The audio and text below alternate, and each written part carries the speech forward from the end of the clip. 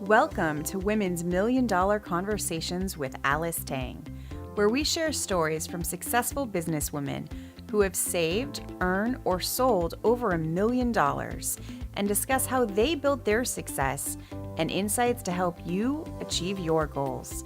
Now, let's join the conversation. Good morning, Suzanne. How are you? I am doing just fine, Alice. Thank you so much for having me here today.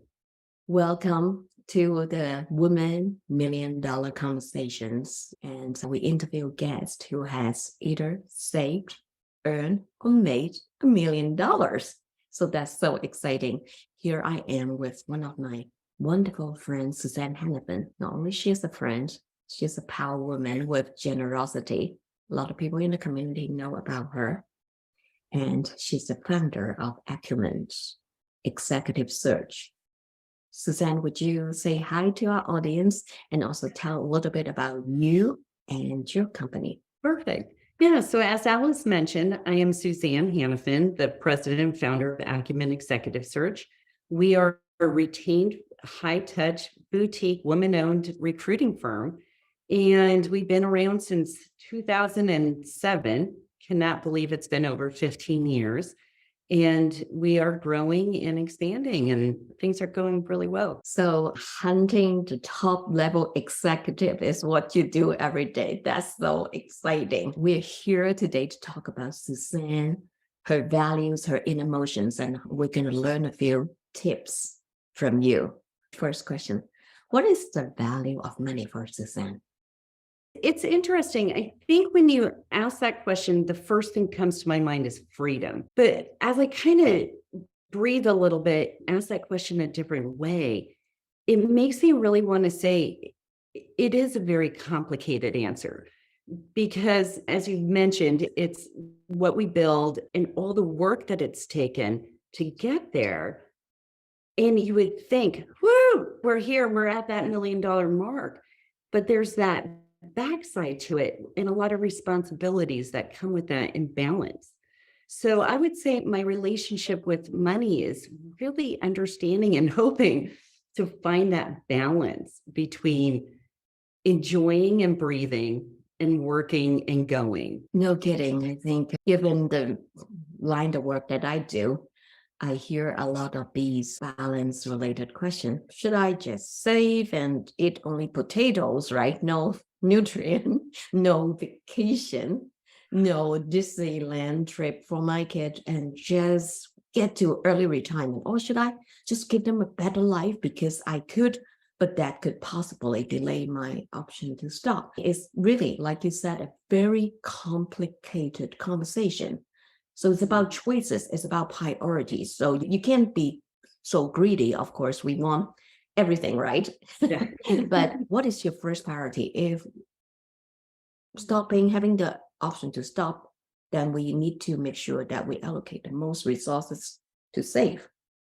But if making sure kids are taken care of in a well-balanced environment, you automatically saying to yourself, I'm going to delay my option to stop running the business or working, but I'm going to give the best. So it's a decision. And you're a woman, we're a woman, we can change our mind, but you can't change it too frequently because if you serve two masters, neither one is being served well. Well done. Thank you, Suzanne, for saying freedom and balance. Next question. We're going to focus on getting to the $1 million sale for Acumen. So tell us, how long does it take for you to get to that million since you open the door? And then tell us, how does it make you feel when you get there? Did you even stop and pause and smell the rose, or you said, I don't care, keep going because I'm too busy creating really a wealth environment for my team and my business? Yeah, thank you. Yeah, it was very interesting because we've been around for so long that we've lived through some very hard economic times. I think 2007, 8, or actually more 8 and 9 for us was a real huge struggle. And we started off like a rocket ship, just going. And then COVID, again, another huge economic uncertainty. And when you have a staff and employees and these responsibilities that go beyond yourself, it's hard to take that step and to say, wow, we did it. And we have a saying here at Acumen, ride the wave. Keep going. Let's enjoy this wave, ride it, and see what beach we end up on. And so I think once we really started going, it was probably July of 2020, believe it or not, is when people started saying, I need leadership. I need leadership that align with my culture and values. And we're still riding that wave. COVID really changed that mindset of people of saying, this is my value of my life. I'm not going to work here anymore or what have you. And so it has really been going. So I don't know if we ever really stop to smell the roses, enjoy it, but we do talk about it as an organization and as a team. So what I heard is really go with the flow when life is giving you whatever goodies. Don't feel like hesitant to grab it. Just go, because Grab it. business come in different cycle. And you were the one who shared with me your industry of recruiting is really the forward indicator of the economy, because you can feel the slowdown or speeding up before really the world or the stock market or the financial market is indicating, because people decided whether they want to step on the gas and hire people. Yeah, especially in the leadership positions. I think every organization needs people to get the work done and to produce whatever or provide the service. But when it comes to leadership and investing into their leadership, they have to make those decisions. And so then recruiting does become an economic indicator. Yes, and how they make that decision, Suzanne, is based on how they feel about that business is going. Because if you know it's going to slow down, why would you put $300,000 on the table to hire an executive, plus all these bonus commitment, right? Absolutely. So great. Then one question that we always ask is on the road to success, and you are a very successful businesswoman. What is your biggest bias that you have run against and you have overcome? Wow. I think bias I place on myself. And I know that sounds very interesting, but I really do work hard in trying to balance being president of a company, growing company. We've just hired 2 new employees ourselves. We're expanding geographically, balancing that. And then the pressures I put on myself on being a mom. I've got teenage kids that are all in sports. I end up missing a lot of their sports. And then I do have that bias that I am the female. I am the one who cooks every dinner, most of the dinners, I should say. I love my husband. He does a lot. So again, I think that the bias is, I think women feel like, and we're told we can do everything and be everything. And really, it's again, finding that balance and reaching out for help when you need to. And so I think the bias I put on myself, that I do need to do everything. And that's a hard realization as I'm talking about it out loud, going, wow, I need to prioritize a little better. Yeah, where we're all heading is we believe we needed to do everything by ourselves because that is what the world we thought is expecting us. But I know that you and I have wonderful spouse and we're both blessed. They are ready to help. But if you want to do it, seriously, I'll let you do it. Right? I'll let you do it. I can sit on the sofa and read the news if you really want to cook. But they've never said, Alice, Suzanne, you're obligated to clean the floor or cook after a long day. They never said that, but just like we came home and we expected that. So the limited belief in our head that we must do everything in order to be a loving mom, a loving spouse, plus a successful business owner. What's the one thing that you want to tell the people, the audience who said, I really think I can relate to Suzanne. I am exactly like 10 years before I hit her level and I aspire to be her. What's the one thing you want to leave with them and say, do this? Yeah, it's so funny. I look back at my career, and it has not been a straight line. It has turned and weaved and bobbed, sometimes dead ends, sometimes it's the freeway and you're going. But I think it's every time I've taken a leap of faith, a leap of faith in myself that I can do it. Or why not? Let's taking that chance, it has been rewarded tenfold. And it's not just the business chance, it's the chance on life and going for it. I've been terrified and scared, and I lose sleep and I stress out. But looking back, it's having enough faith to be able to take that leap. And if you fall, you wipe yourself up and you go, okay, these skinned knees are also a lesson. And so the advice I would have is, it is scary and everybody weighs out this risk reward. Do I do it? Do I not? Sometimes you just take that leap. Take the leap when you feel like this is the opportunity you want to walk into. We got it, Suzanne. Wonderful. If there is one thing in your business career or a career of the past X years, not to expose your age, what would you do differently? Or is there anything you want to do differently? I don't think I would do anything differently. I'm a true believer. We are who we are today because of everything that happened yesterday. And it's the relationships that you build, it's the connections, it is all those experiences that makes me who I am today. And so I don't think I would change anything. We are who we are because of all those experiences, whether it's tentative setback or the success, because they are weaved together to formulate the beautiful Suzanne and audience. And of course, Alice, I believe that I'm beautiful all the time. I don't care what people say. Okay, on the road to build your success today,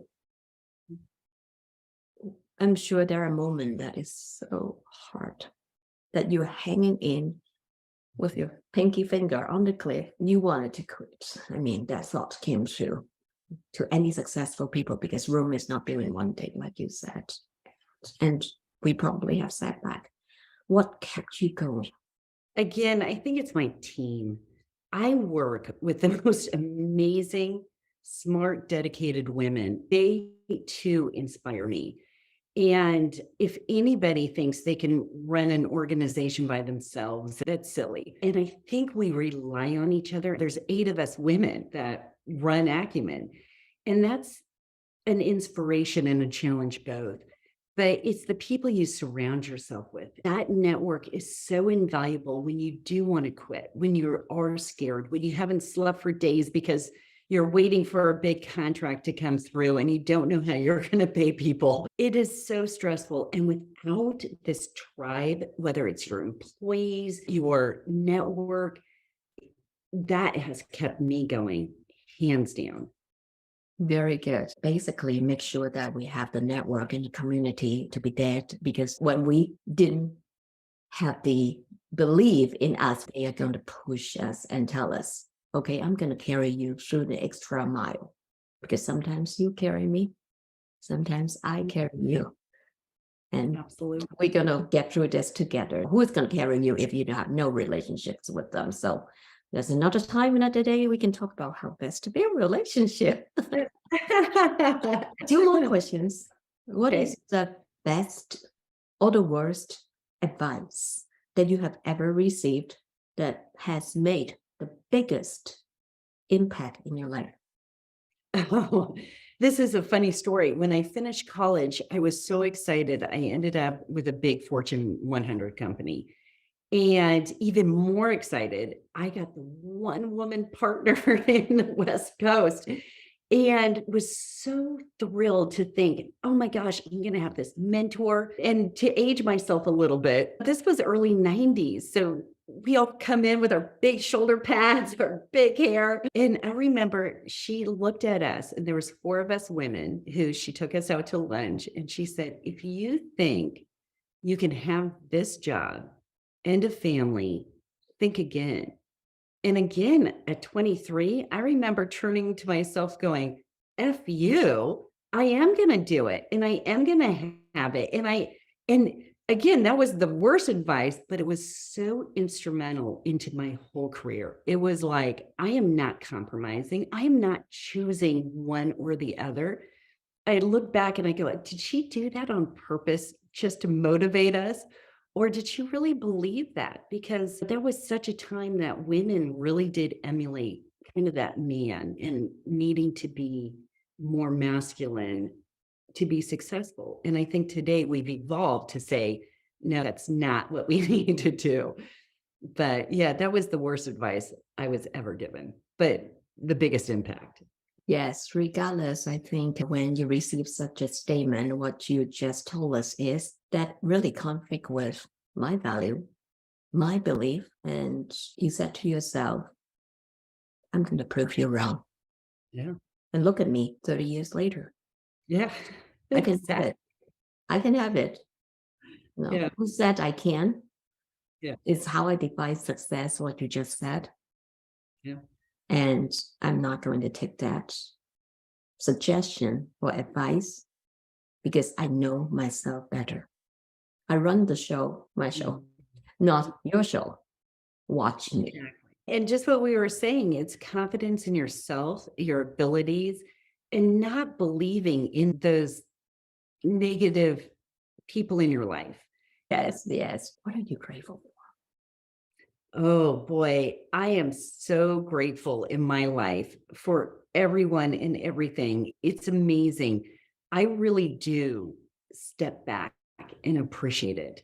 I appreciate my girlfriends probably more than most because, again, without them, I don't know if I could be my strongest, best self.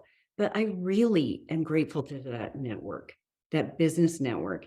It has helped me so much. And if I could, again, leave some piece of advice for the next gen or what have you, it's build those trusted advisors, people you can cry to, even if it's personal, professional, what have you, or celebrate with. And it's giver's gain. You give as much as you get. In fact, you probably get tenfold of what you give. And it's coming at the world in that approach of it's not about me, it's about everyone and helping others. So I think that's how I would leave this legacy. This is a very strong close on what I think Suzanne's superpower is. I'm putting words in her mouth. Her word is generosity. Help others without expectation of return, because at the end of the day, those people who didn't count the top, I've given you 10 favors. You've only given me 9. That's not Suzanne. What Suzanne is saying is, I don't care if I give 100 and get 3 back, given what I have. And I know you need it because I can. I am touching you, but at the same time, I'm honoring my value is helping others to be successful as I'm running for my journey to success. So that's really conclude the beautiful you in you. Thank you, Suzanne, for having this short conversation with us. You have touched me in many different ways. And I'm sure many people are saying the same thing that I'm saying right now. Thank you, Suzanne Hanifin. Thank you, Alice.